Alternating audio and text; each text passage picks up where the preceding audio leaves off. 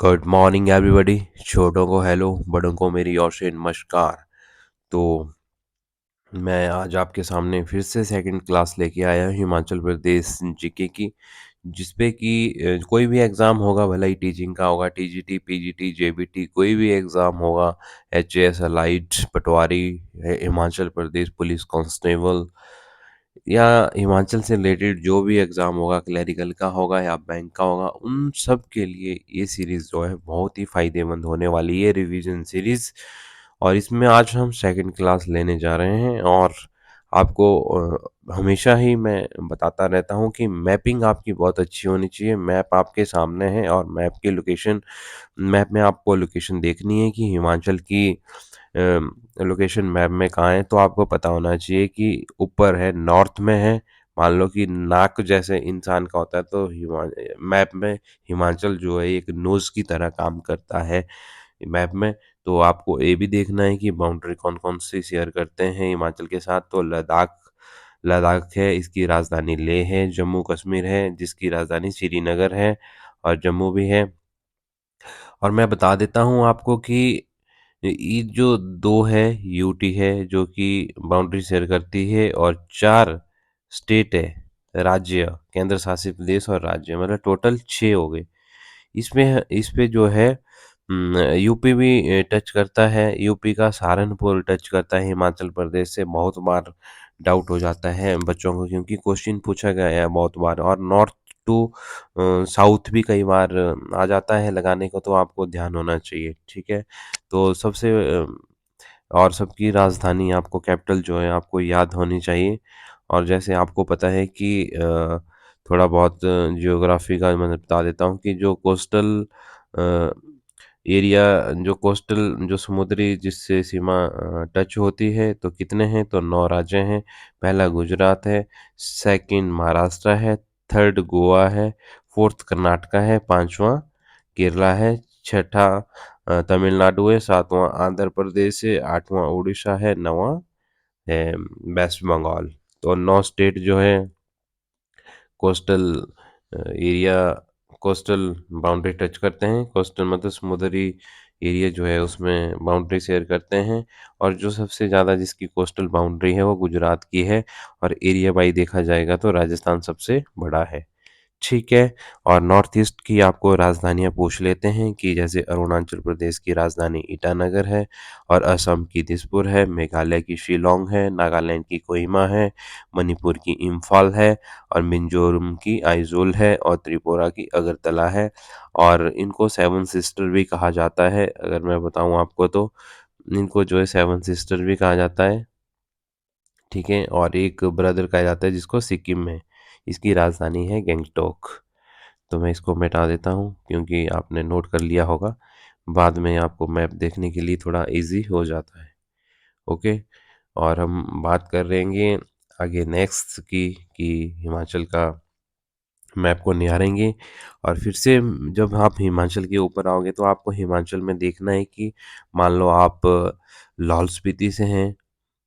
अगर आप लाहौल स्पीति से हैं तो आपको लाहौल स्पीति की बाउंड्री देख लेनी है कि कहाँ-कहाँ लाहौल स्पीति का मैपिंग है, और इसकी राजधानी कहाँ है, जो नगर है। राजधानी बोल रहा हूँ, जैसे शहर के अलॉन्ग है, शहर है मेन-मेन। और ये किससे टच करते हैं, तो पहला यहाँ पे चंबा आ जाता है, सेकंड कांगड़ा आ जाता है, थर्ड नंबर पे कुल्लू आ जाता है, और फोर्थ नंबर पे जो है किन्नौर आ जाता है, और साइड में से चाइना भी टच करता है, और ऊपर लद्दाख है। और इस तरफ जो है जो चंबा से ऊपर है यहाँ पे जम्मू कश्मीर है, और इस साइड को पंजाब है, और यहाँ पे चंडीगढ़ भी है, जो कि चंडीगढ़ में हमारा हिमाचल का 7 पॉइंट कुछ हिस्सा है जो कि हिमाचल का आता है। तो यहाँ पे उत्तराखंड है, ठीक है। और यहाँ पे उत्तर प्रदेश है जो कि सहारनपुर टच करता है सिरमौर को नीचे जैसे में, ओके। तो आपको डेली मैं एक एक डिस्ट्रिक्ट बताऊंगा कि कौन किसको टच करता है, कितनी बाउंड्री शेयर करता है। तो आज की मैंने लाहौल स्पीति बता दी, और ये चार जिलों से अपनी बाउंड्री शेयर करता है। पहले नंबर पे है चंबा, और सेकंड पे है कांगड़ा, थर्ड पे है कुल्लू, फोर्थ पे है किन्नौर। आपको नॉर्थ टू साउथ भी याद रखना है, जितनी कोशिश हो। आज हम बात करेंगे बेसिक जो कि फैक्ट है हिमाचल प्रदेश से रिलेटेड जो भी होगा छोटे-मोटे फैक्ट होंगे। एग्ज़ाम्पल आपके सामने ही है अभी। अभी देखो मैंने लिखा हुआ है हिमाचल प्रदेश। यहाँ का मैंने लिखा है लैटीट्यूड और लॉन्गिट्यूड मतलब कि अक्षांश और देशांतरी स्थिति क्या है हिमाचल प्रदेश की मैप में। तो आपको देखना है कि जो मैंने लिखा हुआ है अक्षांश जिसको कहते हैं लैटीट्यूड जिसको कहते हैं लैटीट्यूड मतलब आपको किसी को याद नहीं रहता है तो आप ये भी सोच सकते हैं कि जो मैप में लेटी हुई जो रेखा होती है एक लेटी हुई मतलब कि ऐसे तो उसको लैटीट्यूड कहते हैं जिसको कि अक्षांश कहते हैं। तो इसमें है 30 डिग्री 22 मिनट 44 सेकंड से लेके 33 मिनट 12 सेकंड से 40 सेकंड तक 12 मिनट 40 सेकंड नॉर्थ नॉर्थ में है। ठीक है, उत्तरी अक्षांश। और जो लैटीट्यूड की जो ईस्ट में है इसकी स्थिति जो है लैटीट्यूड मतलब ऐसे खड़ा होगा नीचे ऐसे मैप में जो लाइन होती है ये होती है लॉन्गिट्यूड ये होती है लैटीट्यूड ये होती है लॉन्गिट्यूड। ठीक है, जिसको कहते हैं देशांतर ये देशांतर है और ये अक्षांश है। ठीक है, तो जो देशांतर की जो स्थिति है इसमें कहाँ रखता है तो 75 डिग्री 47 मिनट और 55 सेकंड से लेके 79 डिग्री 4 मिनट 20 सेकंड ईस्ट इसकी स्थिति है। ठीक है, क्योंकि ये थोड़ा फैक्ट है तो इसको आपको थोड़ा ध्यान से लिखना पड़ेगा और सबसे पहले मैं बता देता हूँ कि जो पहले वाला होता है वो डिग्री होती है। ठीक है, पहले डिग्री होता है, सेकंड में मिनट होता है और थर्ड में सेकंड होता है। ठीक है, जैसे मैंने लिखा हुआ है 30 22 44 तो पहला वाला जो है वो डिग्री है, इतने डिग्री में सेकंड वाले में मिनट है और थर्ड वाले में सेकंड है।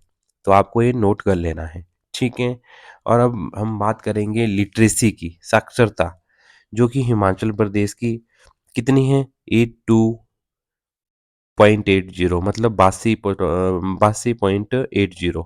ठीक है, जो कि 2011 की जनगणना के अनुसार है।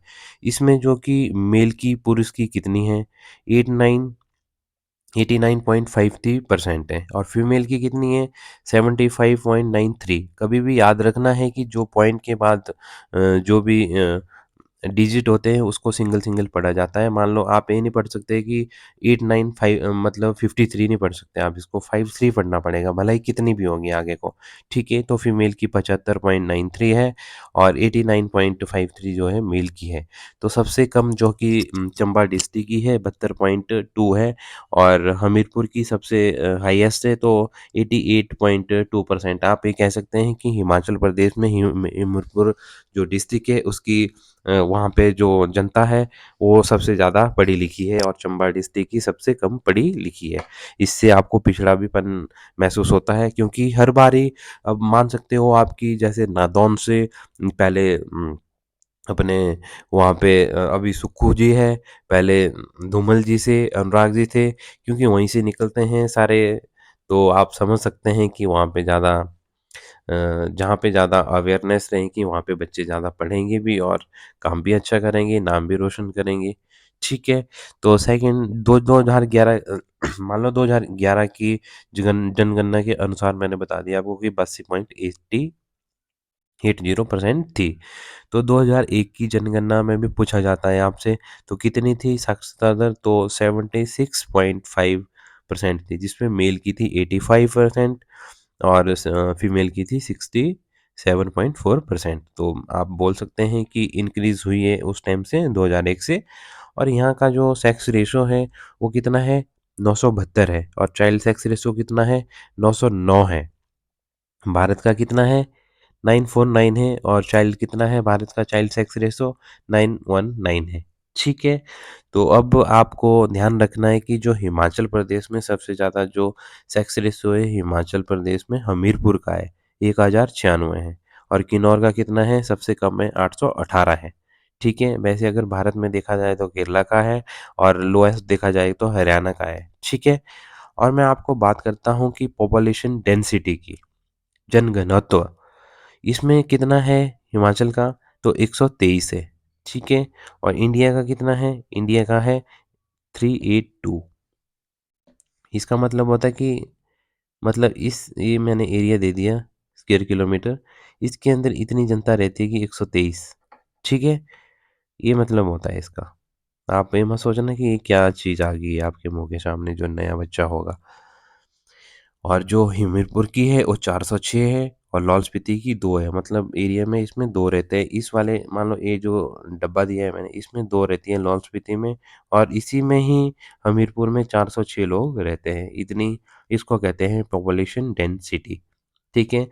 और अगर भारत के उसमें देखा जाएगा तो बिहार की टॉप है, 1106 है। और जो लोएस्ट है वो वेस्ट बंगाल की है, सेकंड नंबर पे 1028 है।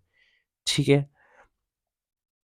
और अब हम बात करेंगे कि जियोग्राफिकल एरिया कितना है हिमाचल प्रदेश का और ये कितना हिस्सा रखता है। ठीक है, मैंने पिछले कल भी बताया था आपको, क्योंकि 55,673 किलोमीटर स्क्वायर है जो कि 17वां स्थान रखता है। अगर पॉइंट के हिसाब से देखा जाए तो भारत का कितना हिस्सा रखता है तो 1.7% हिस्सा रखता है। ठीक है। और जो इसमें वन आवरण है वो कितना परसेंट है? 27.12% है, क्योंकि ये 33% होना चाहिए, अभी भी कमी है इसमें। और मैं बता दूं कि नेक्स्ट हम बात करेंगे कि यहाँ पे पंचायतें कितनी हैं। तो 3615 जो पंचायतें हैं और सब डिवीज़न कितने हैं? 73 है। और पॉपुलेशन कितनी है यहाँ की? 68 लाख। मतलब मतलब मान लो आपकी 70 लाख के करीब हो गई होगी अब। ठीक है। और इसमें मेल की है 34 लाख के करीब और फीमेल की है 33 लाख के करीब। ठीक है। ओके। और अ, यहाँ पे जो साल का जो बारिश जितनी कितनी होती है एवरेज के हिसाब से निकाला जाए तो 1469 मिलीमीटर है, जिसमें कि सबसे ज़्यादा जो होती है धर्मशाला में होती है जो कि कांगड़ा डिस्ट्रिक्ट में है। ठीक है। और वैसे देखा जाए तो भारत में पहले चेरापूंजी था। अब कौन सा है? वहीं पे है, उसके आसपास ही है। तो आपको देखना है कि अब क्या नाम है चेरापूंजी। अब पहले था, अब कौन सा नाम है? आपको नोट आपको लिखना है वहाँ पे जाके। ठीक है, मैं बता नहीं रहा हूँ नाम। और आप उसको देखेंगे कि भारत में सबसे ज़्यादा बारिश कौन सी जगह पे होती है। मैंने बता दिया चेरापूंजी के आसपास ही है। आपको विद स्टेट का नाम लिखना है और जगह का नाम लिखना है कि कहाँ होती है आजकल। और जो हिमाचल प्रदेश की जो स्टेट गेम है वो कौन सी गेम है? तो वो गेम है वॉलीबॉल। ठीक है, ये भी पहले पूछा गया है। तो अब जो सबसे इम्पोर्टेंट जो चीज़ आने वाली है आपके सामने वो है संसद सदस्य। कितने हैं टोटल? 7। लोकसभा के 4, राज्यसभा के 3। अभी लोकसभा इलेक्शन होने वाले हैं। इसमें देखो पहले कितनी सीटें हैं हिमाचल की, तो 4 है। मंडी से हैं प्रतिभा जी हैं, और कांगड़ा से किशन कपूर है, हमीरपुर से अनुराग ठाकुर है, और शिमला से जो है सुरेश कश्यप है। तो अब सारे ये चेंज हो जाएंगे। ठीक है। अब मंडी से जो खड़ रहे हैं विक्रम आदित्य जी हैं, और उनके ऑपोजिशन में जो है वो कंगना जी है जो कि मंडी से ही बिलोंग करती है। और जो हीरोइन भी अभी अपना वो वहीं में अच्छा खासा नाम कमाया उन्होंने। और विक्रम आदित्य जी जो कि खानदानी राजनीति से बिलोंग करते हैं। तो देखते हैं अब क्या टक्कर होती है। मुझे तो मैं ज़्यादा ना बोलता हुआ मैं बस इतना ही बोलूँगा, क्योंकि जो विकास करता है, जो बेरोजगारी पे ध्यान देगा, जो गरीबी हटाएगा, गरीबों का हेल्थ एजुकेशन में सबसे आगे रखूँगा। सबसे आगे मैं हेल्थ रखूँगा, उसके बाद मैं एजुकेशन रखूँगा, उसके बाद मैं डेवलपमेंट का काम देखूँगा कि रोड कहाँ बन रहे हैं, कहाँ नहीं बन रहे हैं, कौन कितना काम कर रहा है, विकास कर रहा है। तो उसको वोट देना चाहिए जनता को, मतलब कैंडिडेट को देख के, ना कि पार्टीबाजी देख के। यही मैं गुजारिश करता हूँ जो भी यूथ है, जो भी मेरी वीडियो देख रहा है, क्योंकि आपको कैंडिडेट देखना है कि कौन काबिल है जो कि आपके मंडी के लिए काम करेगा, या जो भी आपका लोकसभा क्षेत्र होगा उसके दायरे में जो भी आपका कैंडिडेट काबिल होगा उसको आप वोट दीजिए, ना कि आप लोगों को देख के। ठीक है। और राज्यसभा की सीटें हैं 3, जिसमें कि जेपी नड्डा जी हैं, इंदु गोस्वामी जी हैं, तो सिकंदर कुमार है। ठीक है? इसमें मैंने लिखा हुआ है कि आर्टिकल 80, इसमें मैं चलो आगे बता देता हूँ क्योंकि ये राज्यसभा का है 80, भारत में सांसद होगी उसमें आर्टिकल है 79 और इसमें है, और राज्यसभा का है 80, 79 और लोकसभा का है, चलो मैं आगे चार्ट में बता देता हूँ आपको, इसको मैं मिटा देता हूँ। ओके, तो जो मैंने एक्स्ट्रा लिखा हुआ मैं उसको साफ कर देता हूँ, क्योंकि कुछ एक बच्चे बोलते हैं कि उनको दिखाई नहीं देता है फिर, क्योंकि जो मैंने लिख दिया है आप पहले उसमें ले लेना। ओके, आप फ़ोटो ले सकते हैं, मैंने हटा दिया, ऐसे भी कर सकते हैं, इसको पूरा आप फ़ोटो ले सकते हैं, ठीक है? क्योंकि मैंने आपके लिए ही ये चीज़ लिखी हुई है। आगे मैं चार्ट बता देता हूँ आपको कि पार्लियामेंट ऑफ इंडिया। ओके, तो इस पे मैं बता देता हूँ कि जो राज्यसभा है, राज्यसभा है, राज्यसभा में कितने मेंबर हो सकते हैं? सबसे ज़्यादा 250। इसमें से क्या होता है, जैसे मान लो 200, अभी कितने हैं, 245 है। ओके, वर्तमान में इसमें 12 जो है नॉमिनेट करेगा प्रेसिडेंट, और इसमें 238 से ज़्यादा नहीं होगी जो कि स्टेट और यूटी में होगी। ओके, जो यूटी में होगी और स्टेट में होगी वो 238 से ज़्यादा नहीं होगी।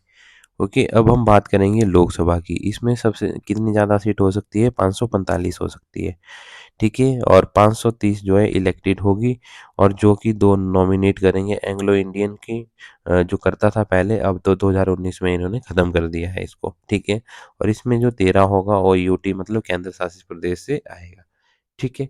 इसमें आर्टिकल आपको ध्यान रखना है, तो सांसद यहाँ पे लिखा नहीं जाएगा, 79, 80 और 81, आपको 3 आर्टिकल याद रखने हैं, ठीक है।